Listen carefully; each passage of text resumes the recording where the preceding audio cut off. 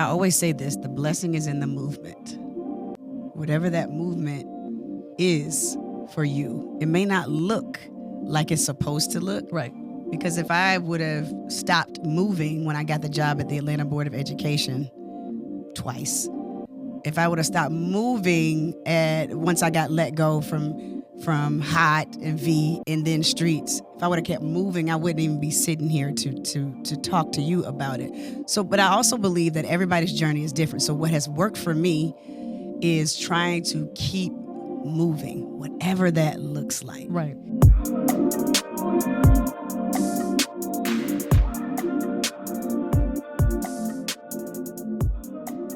So how do you know when it's time to pivot professionally? Like, how do you know how to navigate and manage it? Because sometimes you choose it. Sometimes it might be choosing you. So, oh my God, my guess is already. So super excited to welcome my friend and just personality extraordinaire, Rashan Ali. Thank you. I'm so happy that you're here today. Listen, I haven't even got to introduce you, right? Because you leaned in with the that just already. Yeah. I know that resonated with you. Yes, it did. So welcome Thank you. to the Thank Me Later show. Yes. And I'm super excited that you're here. And we're really focused on helping people master their finances and transform their life. Yes. Yeah. I know you know. Yes. Yes. Doing better. Yeah. Oh, good. You know, you're doing better. I'm It's a doing better. process. Yeah. I mean, goodness. Yeah, it is certainly a process. So happy that you're here. Thank you. People who have listened to us before, thank you. And if you're new, thank you for checking us out. So please like and subscribe, all the things. And you want to go back and check out all of our content too, because I'm certain that there's something there for you. So super excited to be talking to Rashan about the pivot. Yeah. And before we started talking about it, I kept thinking about, how long have I known you? Wow. And it was radio, of course. Mm-hmm. I met you at Radio 1, and you started there what year? I started there in 2002. Oh, wow. So I was at the new building. So I'm the new hot. Oh, I'm the new hot. you were the new hot. The new hot 107.9. Yeah. And so I started with them in 96. Yes.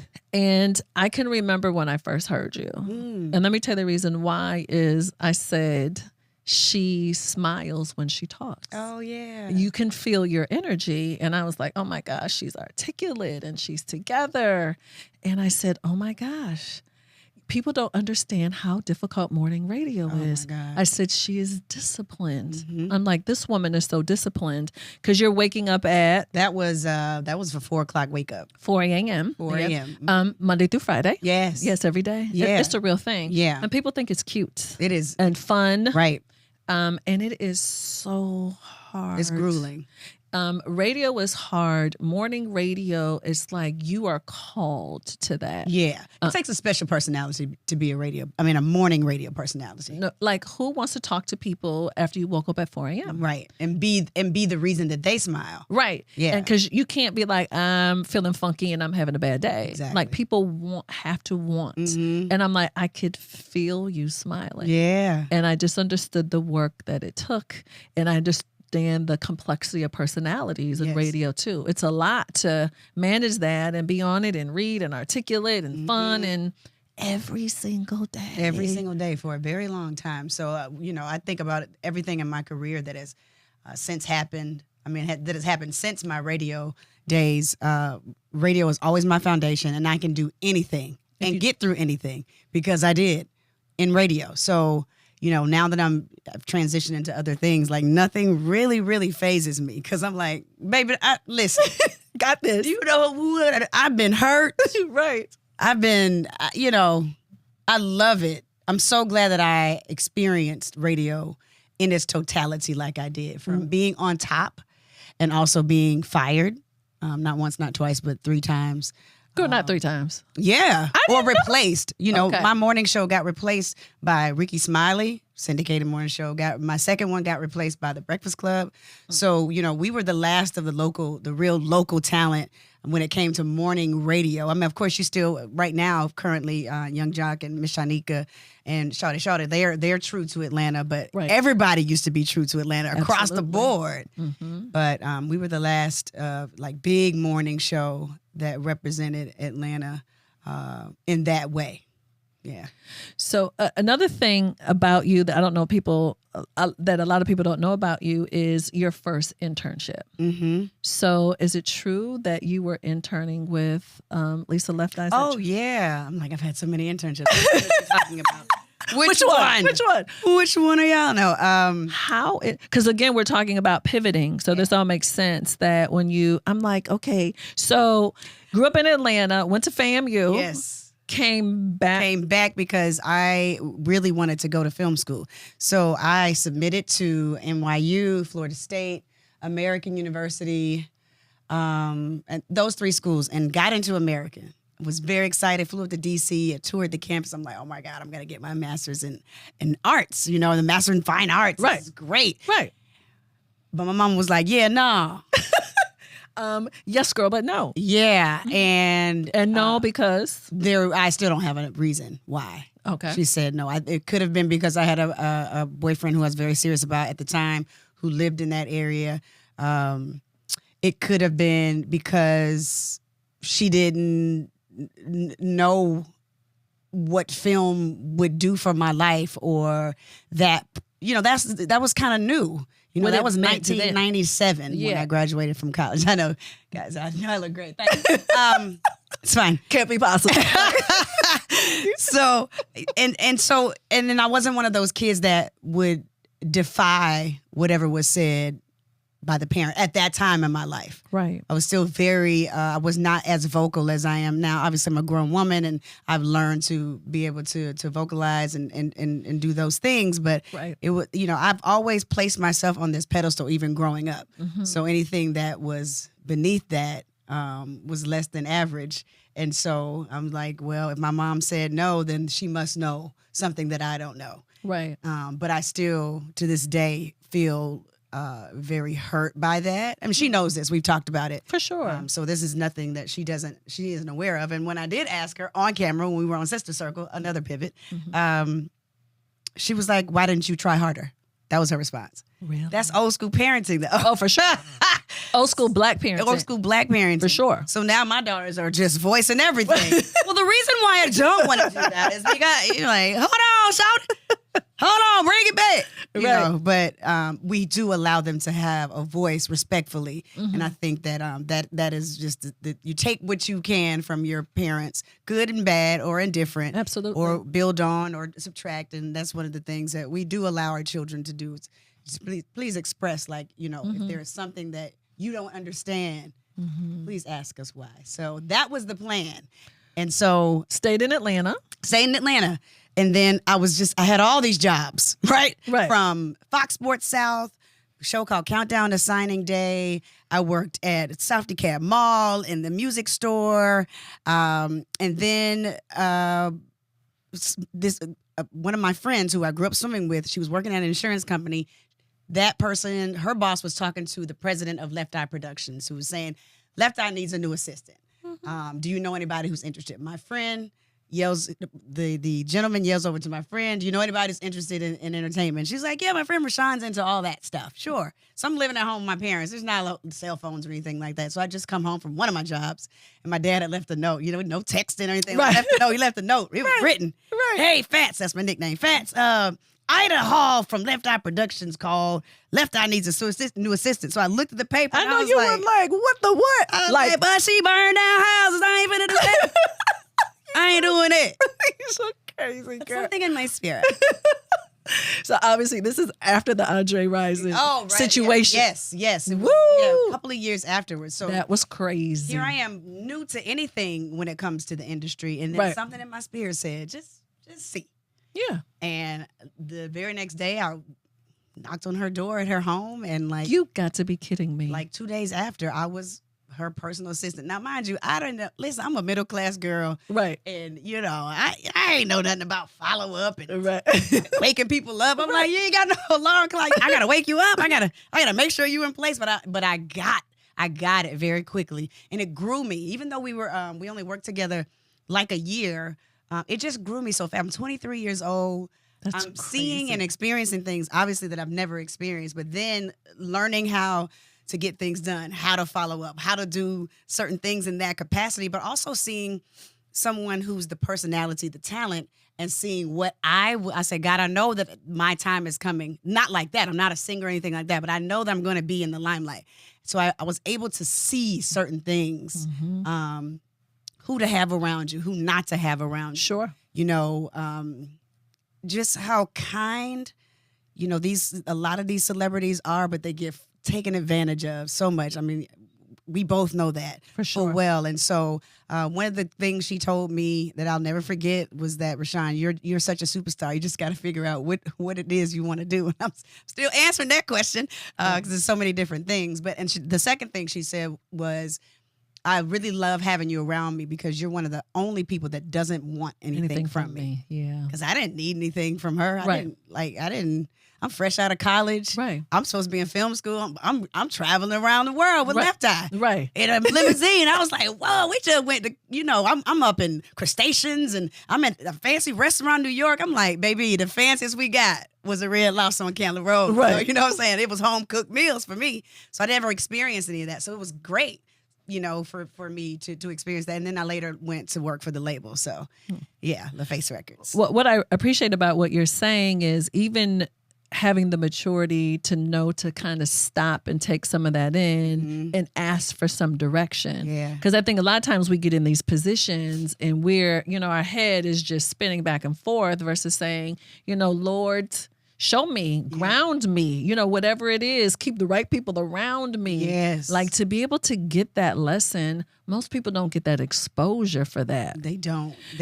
And I was, you know, I look back on my life and I'm thinking about just that era in music. Right. Obviously what's happening in the news now. And I'm like, when I tell you God got me out of that music industry so fast. Yeah. Because he probably knew. Yeah. Yeah. That it might not end up good for me. Yeah. Not end up well for me. Understood. Just because of my personality and how big I am and how open I am. God made sure I was engaged to be married before I got on that radio. Yes. And just certain things that I was never, I was removed from before it got thick. To help you keep your feet firmly planted on the ground. Absolutely. And I think people don't understand the responsibility that comes with it because it is hard. Yeah. There's a lot to navigate. It is not just work. It's not. And you get, you know, with that limelight and the people and the access and all of it. There's extra of everything. Yes. It's like, how do you have the maturity and the skill set to navigate all of that? Yeah. I appreciate what you're saying. Even being in a committed relationship takes a lot off the table. Having a family takes a lot off the table. I always used it as my way of saying no to things. Yeah. Oh, and I don't have to do this. I'm like, whew. Yeah. It keeps you out of trouble. It does. Yeah. We go on to the house. I'm good. I'm going to holler at y'all.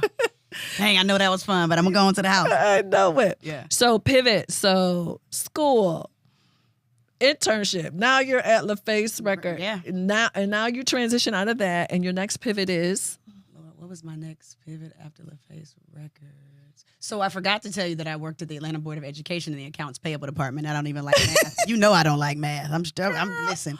I worked there, and I think I went back to the Atlanta Board of Education. You know, somebody hooked up. Of course. A family member, God rest his soul, Danny Smith, made sure I had a job, and I was making great money. So then I was like, God, okay, if this is where you want me to be, this is where I'm going to be. So I tapped into the video production department at the Atlanta Board of Education, and then I created and shot like on VHS or Super VHS the program that they had called Succeed with Creed. I hired a videographer, and I'm like, okay, I can do this. And then I applied for like the head of videography. I'm literally 24 years old. Right. Like, let me just apply for this job. And I felt like that was God saying, okay, good. I'm so glad that you accepted where I had you. Now, I need you to hear something on the radio. Hear Ryan Cameron. We're looking for a new co-host. Shut up. That's literally how you got applied for real. We're looking for a new co-host. I did not know that about you. Like, out of all the things I've done, Right. maybe I'll try that too. So they're like, we're having a big audition on Saturday, but first you need to turn in these videos on yourself. Do a video and, just telling us who you are. So I was like, okay, I'm going to pull in all my resources from all the things that I've done. So again, I got that same guy from Succeed with Creed to shoot this video of me. I was a news anchor, I was a sports reporter, and I was a hood girl from Decatur. Right. I did like a newscast on myself. So I sat down. So my good piece was I did an interview with DJ Nabs because he and I were friends. And then I did a sports report in a British accent. And then I did a fire that was breaking out in Decatur. And I was like, oh my God, y'all ain't gonna believe this. What is going on? It's a fire indicator. And then I was like, thank you so much, DJ Nabs. I'm so gracious, so grateful that you're here. And in the next vignette, I was like, Kobe Bryant scored these numbers, all these things. So my video was hitting. Then I had Taye, who worked with me at LaFace Records. Shut up. He was in radio promotions and he knew everybody at the radio station. I was like, Taye, I need you to walk this video in. Right. Hot 107.9. Right. So he walks the video in. Right. Kenny, who's one of my best friends to this day, talked to him earlier. Right. He's the producer of the Ryan Cameron Morning Show. He's leaving. And then Taye is walking. He was like, yo, man, you got to see this tape. And Kenny's like, man, I've been here since 4 o'clock this morning. I'm tired. Okay, let me see this girl. They go to the conference room at Hot 107.9, and the VHS player is not working. So then they got to go get Vic, the engineer, who's like, what do you guys want? I mean, I'm trying. He's very slow, Right. very methodical in his Right. work. Like, what are they trying to do? So he finally gets it working. He sees me, and they love me. Then they called me the next day, like, hey, are you going to be at this open audition? Went to the open audition, 500 people there. I get there on number 10 in line. I'm like, cool, I'm going to be in and out. Man, then people had me there all day, and they kept coming back in the room like, is Rashan Ali still here? I'm like, yeah. So I got there like 11 o'clock. They didn't see me till like 4 p.m. I went in there with Ryan and the whole crew, smashed the interview. Right. I was just Miss Personality. Then they chose 10 people from that day, 2 a day for 5 days. Then they had another week with the 5 finalists. And so at the end of that Friday on that particular audition, they offered me.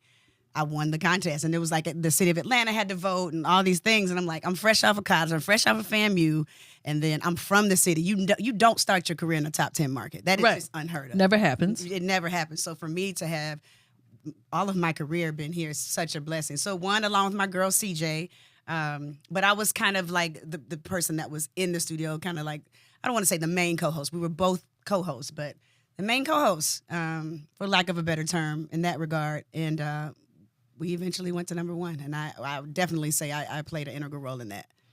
So obviously, radio was a big part of your journey. The discipline, the art, the artistry of radio, the relationships, the connections, all that comes with that. And so then your next pivot is what? Well, I was at the same time doing a couple of movies. While I was still in radio, but also got the opportunity to be the inter-arena sideline reporter for the Atlanta Hawks, which then gave me the opportunity to be a part of the NBA TV team. Got an opportunity to do sideline reporting for CBS Sports Network and for college football and college basketball, all while I was hosting Atlanta and Company afternoon on 11 Alive. So a lot was going on at one time, because television was always the end goal. Like being on camera was always the end goal. I just didn't know how I was going to get there.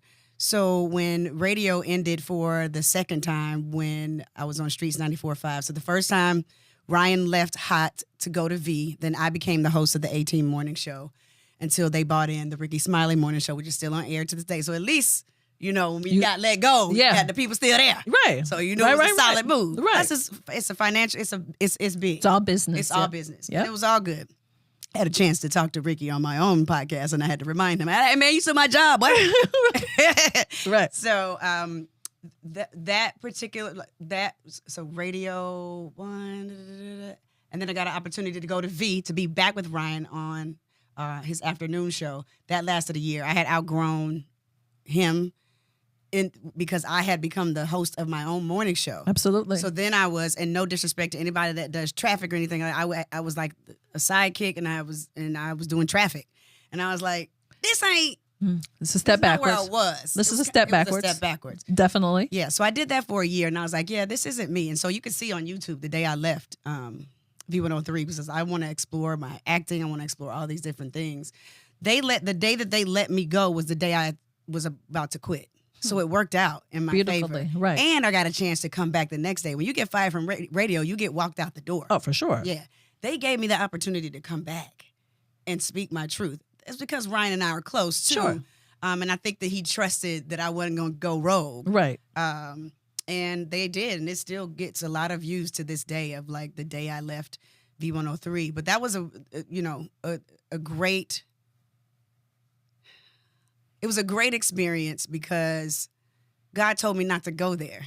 And sometimes you gotta, in our human flesh, we do things obviously that we know we're not supposed to do. But I'm like, it's the big station. Right. I'm from Atlanta. This is the thing. You gotta be on V. The people station. The people station. That's when they were like, huge. Really, really, for really sure. huge. And I was like, you gotta do that. But it was one of the greatest, it was one of the most beautiful mistakes I've ever made. And I'll say that. That's beautiful. Yeah. Beautiful mistake, because I learned so much about myself. I grew there, but also I understood that, when you go to a station that's used to winning, we were used to kind of like, ooh, second, third. So we was like, this is great. So when that was like, yeah, we're number one here. And I was like, man, that's incredible. Everybody in the meeting like, who cares? Right. Yeah, exactly. Because that was kind of the norm for them.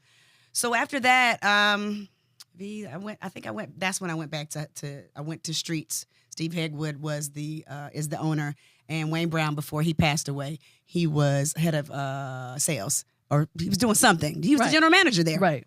And I didn't even know he was sick. And he called me. He was like, Rashan, you would give our station instant credibility. And because he said that, and he gave me my first big deal ever when I was at Hot. And I always just had so much love and respect for Wayne Brown. Me too. That I was like, I'll do it. And I did it until we got replaced by the Breakfast Club. And then, I've done some stuff on CNN and all the other things. But, I've done a lot in my career. Yeah. We talked a lot about radio, obviously. And then my friend did that pivot to that television for real. Yeah. So I know, obviously, I spent some time with you on Sister Circle. We loved having you every time. I loved being there too. Yes. So for people who are like, how in the world did this girl end up on television? Yeah. How did that happen for you? Well, that was, I was studying The View, and also when Wendy was like really in her prime. And I'm like, man, I want to do that. I want to do that. And I literally wrote down in my journal, when I'm on and in alignment, I'm journaling all the time. So I'm getting back to it. So I wrote in my journal, I was like, God, I just really want to be on a talk show where, people have an outfit for me every day. I get my hair and makeup done every single day. And I just want to be like the moderator of the show. Literally. That's exactly what happened. And so did they knock on your door? Like how? So I got a call from one of my old producers at 11 Alive, Atlanta and Company Afternoon. And he was like, hey, they're casting for this show in Atlanta. They're looking for, it's kind of like this, it's kind of like The View, but for Black women. And I was like, oh, okay, at this point, when you're in entertainment, you're like, you get these leads. You're like, okay, I'll try it. Right, whatever. Yeah. Right. Or you're like, whatever. So I met with Helen Swinson, who was the creator of the show. She was in town and she saw my reel and she was like, let's have lunch. And so we went and had breakfast, actually. We had breakfast. And she was like, you're real. Mm-hmm. I don't really know who you are. And I'm thinking, lady, I got CNN on here. I got CBS Sports Network. I was hosting a show for Under Armour. We didn't get to any of that. But, I had all this stuff on there.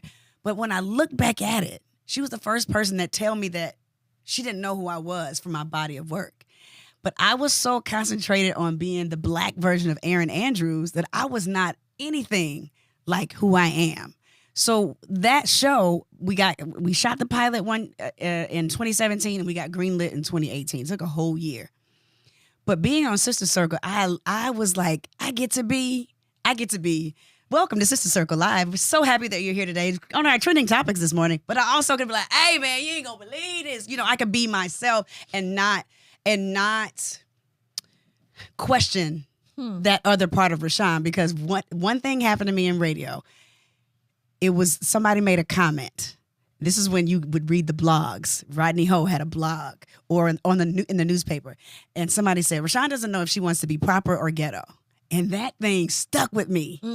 To this day, it stuck with me. And I'm like, I'm both of them. Right, right. But then I gave myself permission to be both of them. And Sister Circle allowed me to be both of them. Right. So while Sister Circle was one of the most transformative opportunities that I've ever had. I got to see myself from a different lens, literally seeing yourself. Right. Do certain things, your idiosyncrasies, like all these different things that you see. Sister Circle was the reason why I went to therapy for the first time.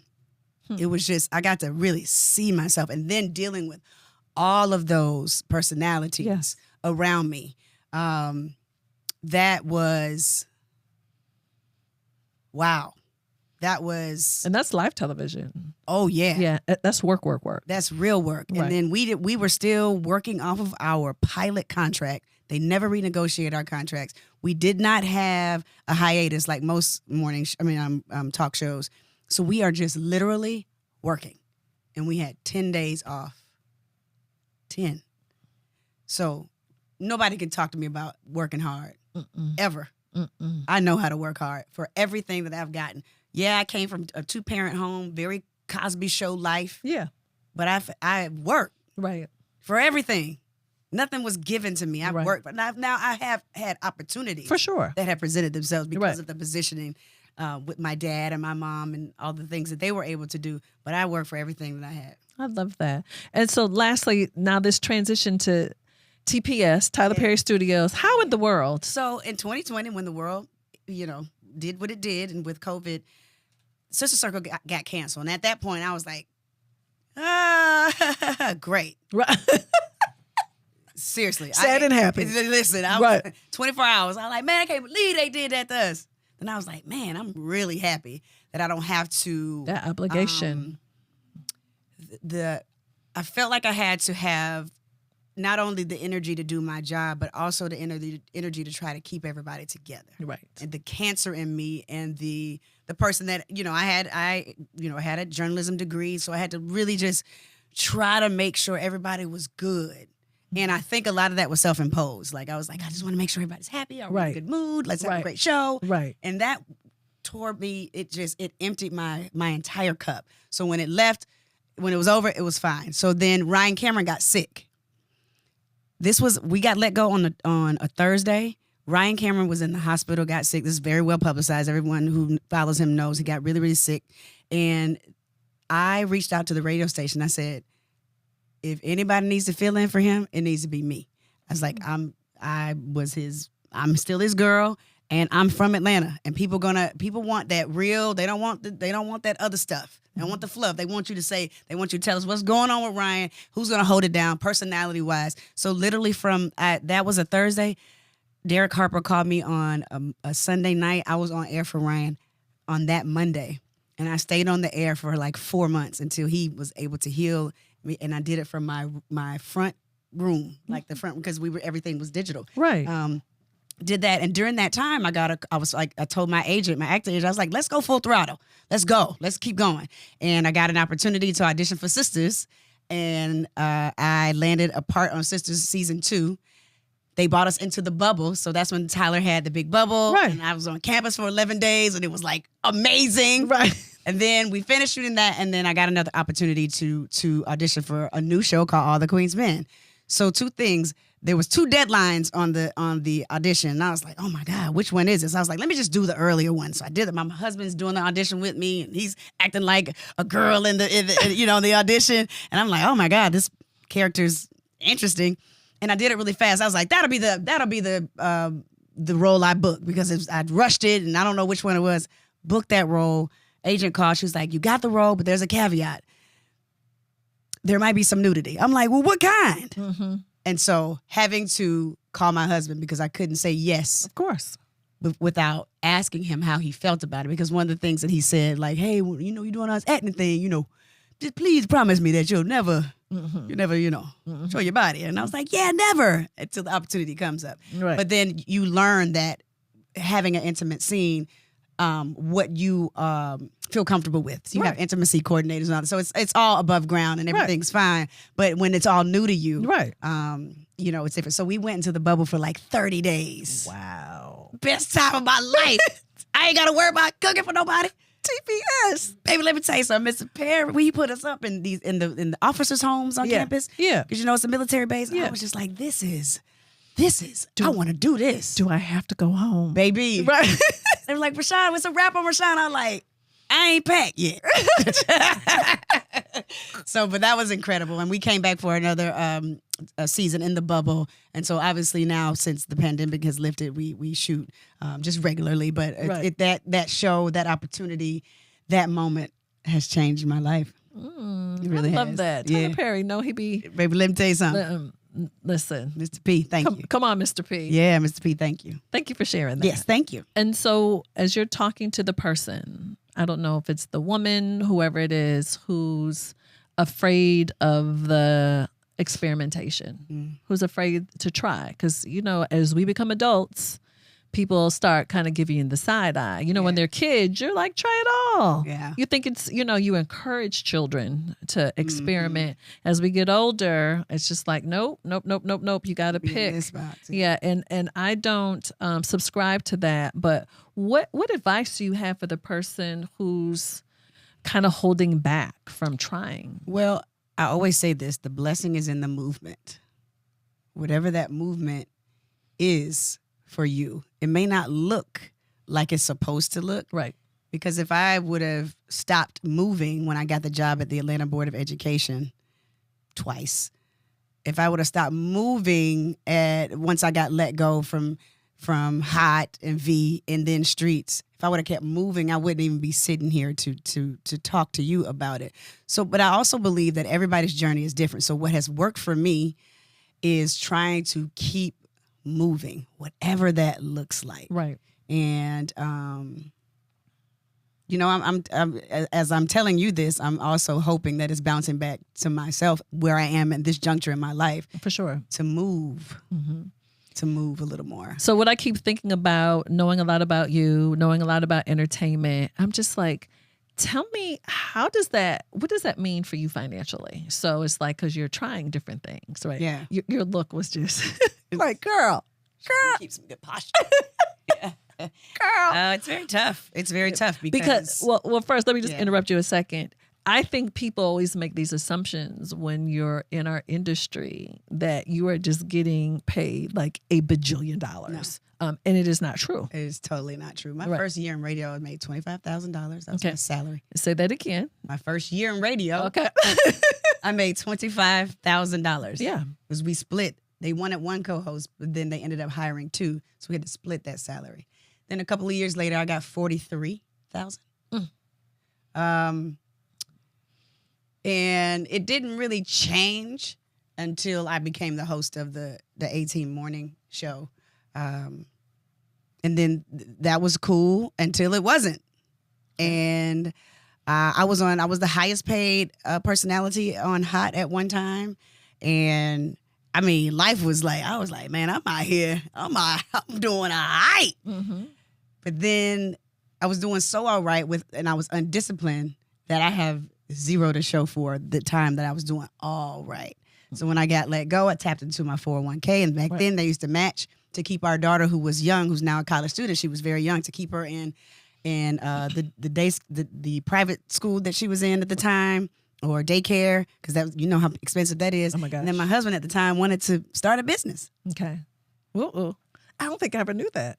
He wanted to start a business, so it was all me at that point. But he's such an incredible father. So he was doing, like, literally I was nursing her and like handing her to him as I went to the radio station in the morning. But when you get let go and you're like, and life keeps lifing. Like, so there's so many ups and downs. When you're on, that thing is on. Right. Right. When you're not, because I'm over here like, Mr. Perry, when you gonna call us back to come shoot? I'm ready to do season 5 of All the Queen's Men. I'm ready. Because we just sent a daughter off to college. Yeah. And it's real. And a lot of people, I know I'm going all the way around, when we talked about that whole transition, but what people don't calculate in is the preparation to get to the dorm room. Oh my gosh. not the tuition. We get that, the FAFSA and the scholarships and all that, and the money that you've saved up. But we're talking about, especially if your child goes to a school that's you have to fly to. Okay. You got 5. Say it. You got 5 tickets. Then my husband had to drive the truck, With all rent her a stuff. truck With with all stuff. all her stuff. So then and I'm like, and then when you get there, you're like, man, we need it. Does she need another broom? Do you need more sheets? And you're looking at a roommate stuff, man, her mama got her all together. Right. And you start feeling guilty. I'm like, do I need some chandeliers? What am I doing here? I'm horrible at all of this. So you think about that. You think about everything just going out. And I'm like, so yeah, it's great when it's great. Yep. But yeah, when it's not, it's really not. Right. And I think what a lot of people don't understand about the entertainment business, and you call it radio, film, TV, whatever, a lot of times that compensation is lower because they're also thinking you have the opportunity to monetize what you have. Outside.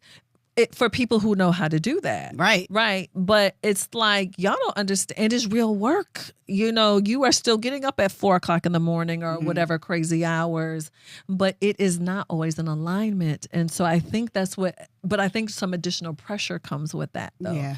Particularly when you're in the entertainment space. Oh yeah, it does. And it's self-imposed, but then you are looking at it. You're still very human. So you're looking around at like, man,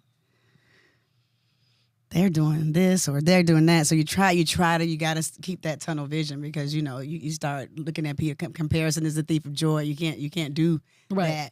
But then there is a level that you want to stay on. I'm like, do I need to get rid of this car? Right.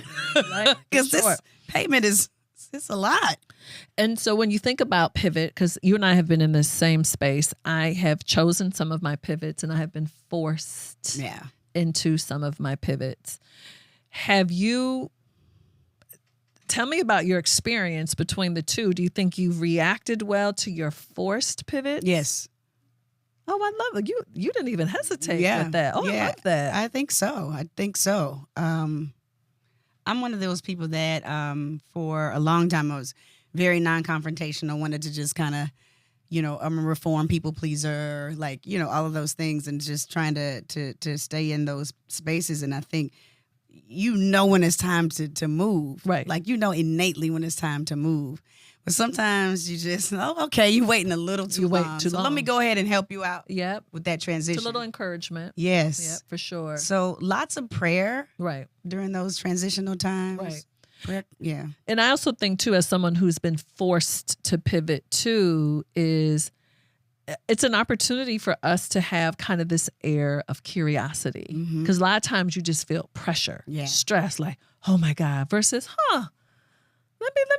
let me figure this out. I'm not saying you take 6 years to figure it out, but I think it's an opportunity to kind of step back and have some curiosity and approach it that way. Yeah. And I think I've felt more under stress or duress. And that breeds, I think, a different result too, because you're making decisions from a very different place. Right.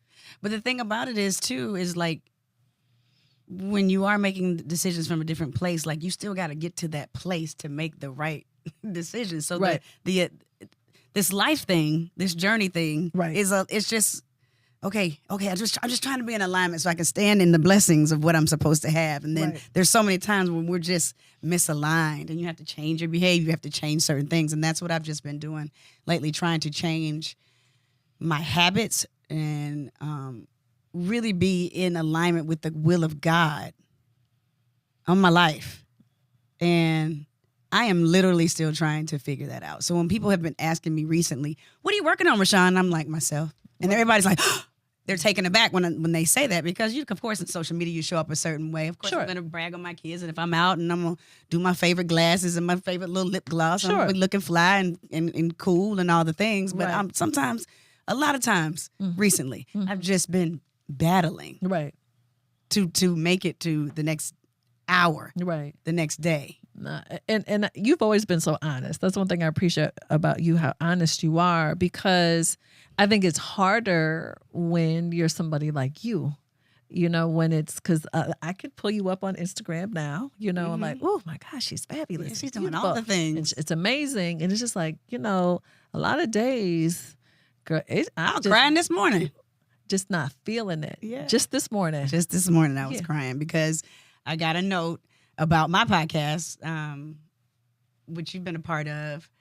When a good friend of mine who we've become really close, just a lot socially, but it started when I went to present the young ladies in her program an award, I think, and I went all the way out to Gainesville, Georgia, and we've just stayed in touch since then. And she always just drops a line every now and then, and I know it's God ordained. So literally yesterday, she was like, "Sis, I just really miss your podcast. Like, I just miss all of it." And she was like, "God is just waiting on you to, to come back." And so I screenshot it and I put it on my story. Like, should I, bring my podcast back? And people were like, yes.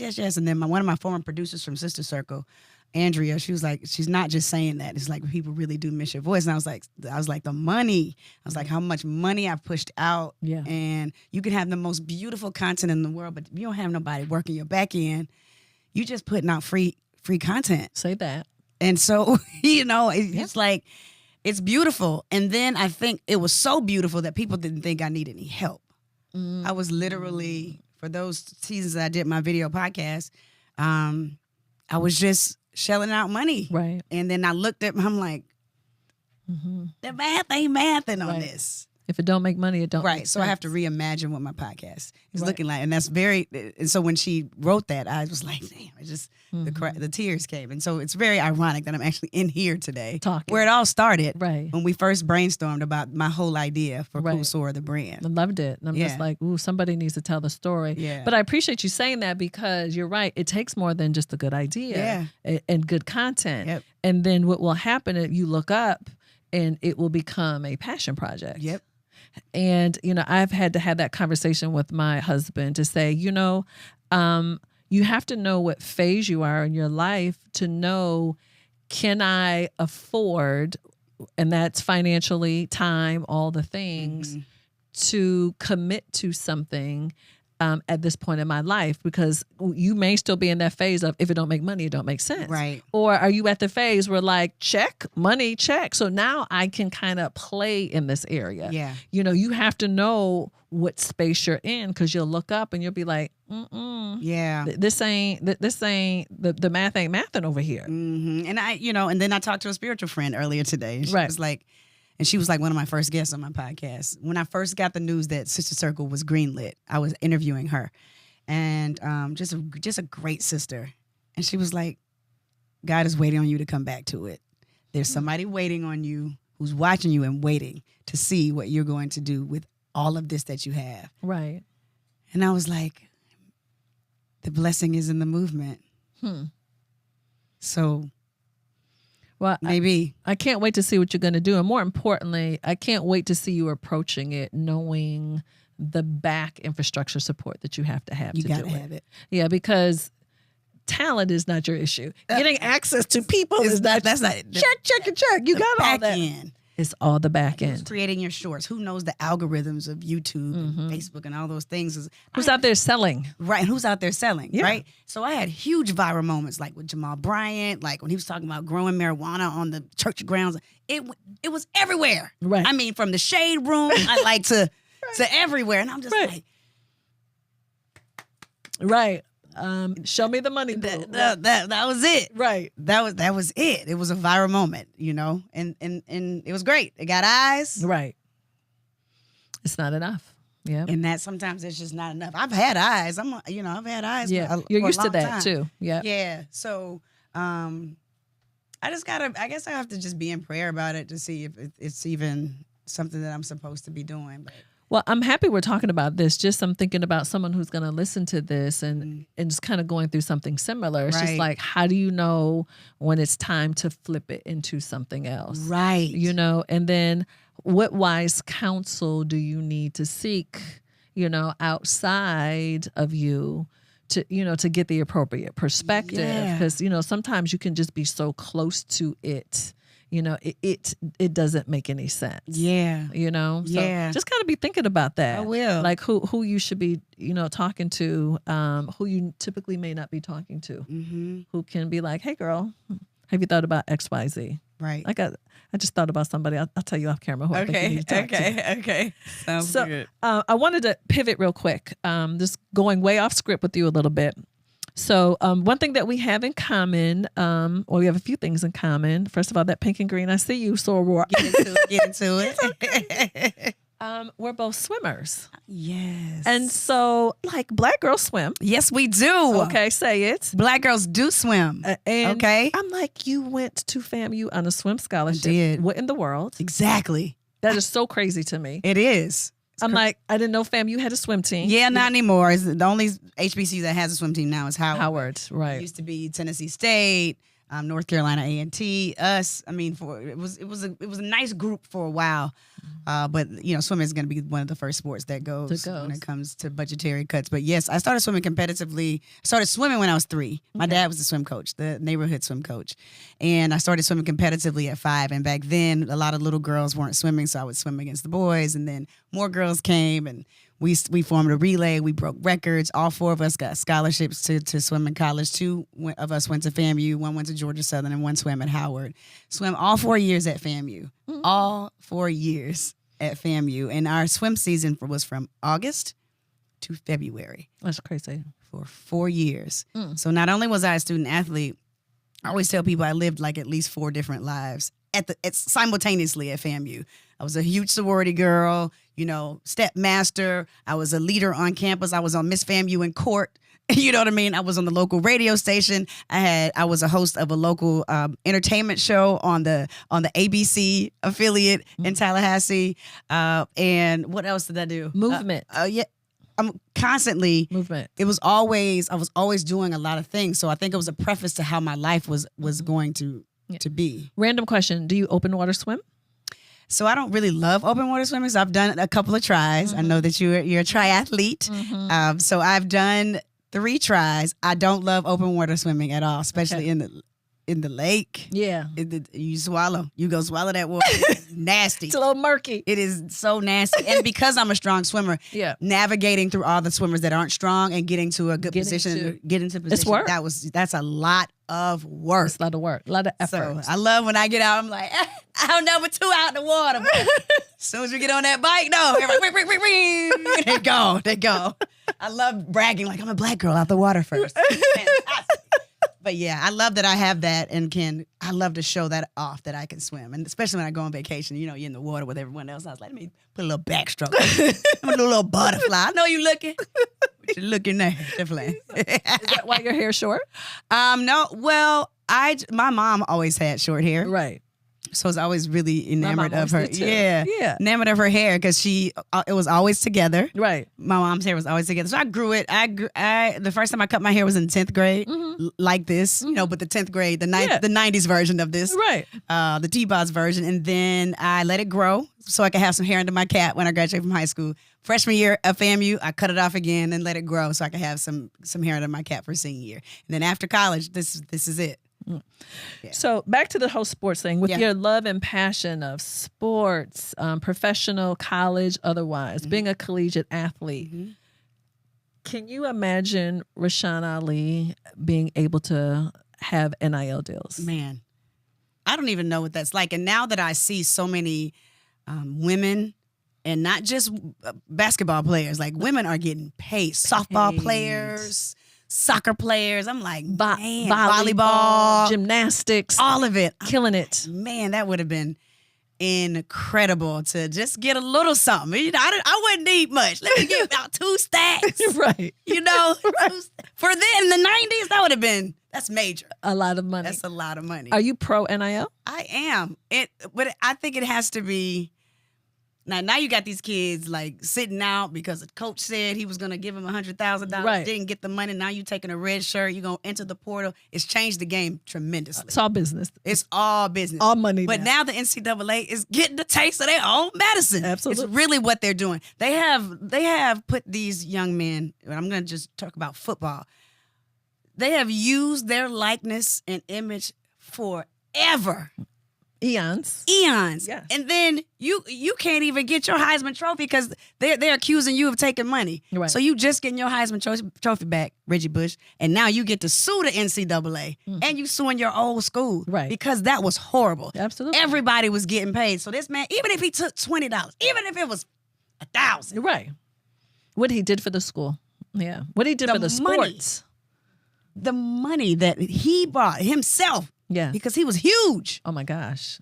to that school and to the NCAA. We're talking about television deals. We're not just talking about the school. Absolutely. So yes, I'm here for it. There has to be some parameters, because some of these folks just taking it to the next level. Absolutely. But I love it, Okay. and I love it for the athletes. You don't love it?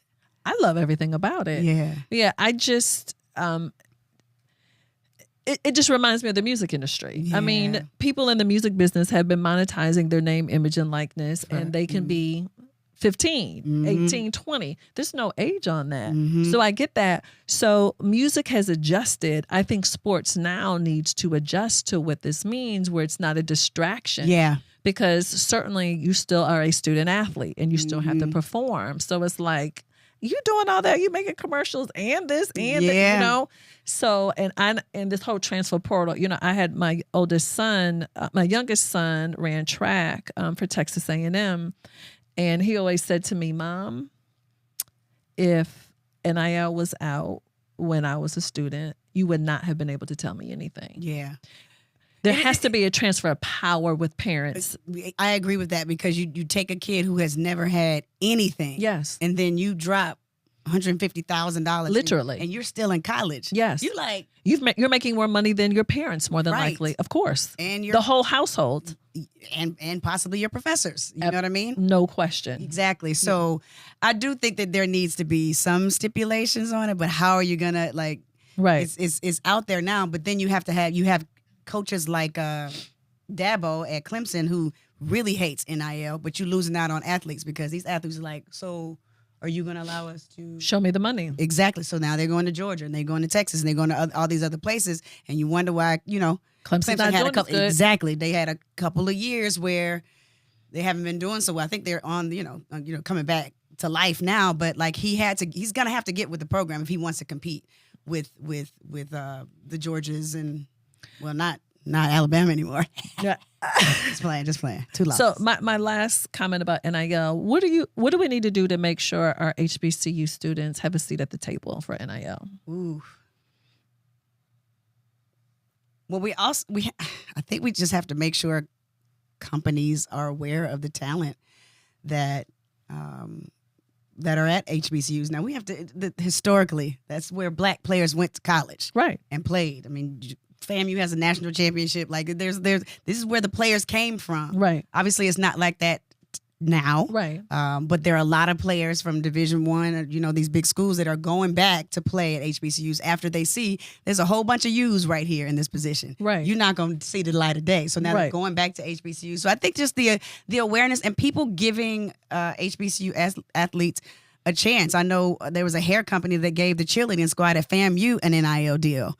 Like some from natural hair products, because most of the girls on the squad were natural. So I thought that was really, really clever. But we have to take it upon ourselves as a community to let people know what we have at HBCUs. But then, you have companies that need to be willing. Right. You To know? spend the money and understand the value. Yep, absolutely. All right. Just a couple last questions for you about the pivot. How do you manage uncertainty with the pivot? How do you personally? Because obviously with pivoting, it's not like there's this perfectly laid out path always. Because sometimes you're doing something, it could be completely different. Not just, a new role still in film and TV or something. Like you might just be busting. Someone might be busting a completely different move. Absolutely. How do you manage the uncertainty? I just try to stay as brave and as prayed up as I can. I'm uncertain right now. But I know that my best friend said the other day, God has never failed you. Like, Right. she said, money has always come your direction. I don't understand what's going on? But it takes a good friend sometimes to remind you of how blessed you are. Right. And when I look around at my life and how beautiful it is, Absolutely. there's no room to complain, Right. because I know that I'm favored. No and question. I know that God really does love me. I just want to figure it out. I want to be like, God, am I walking in my purpose? Right. what is that? Clarity. Sounds like it's clarity. Yeah. So again, going back to changing some of those habits, changing my relationship with alcohol and how much I consume. Like literally, let's be intentional about like you gaining weight.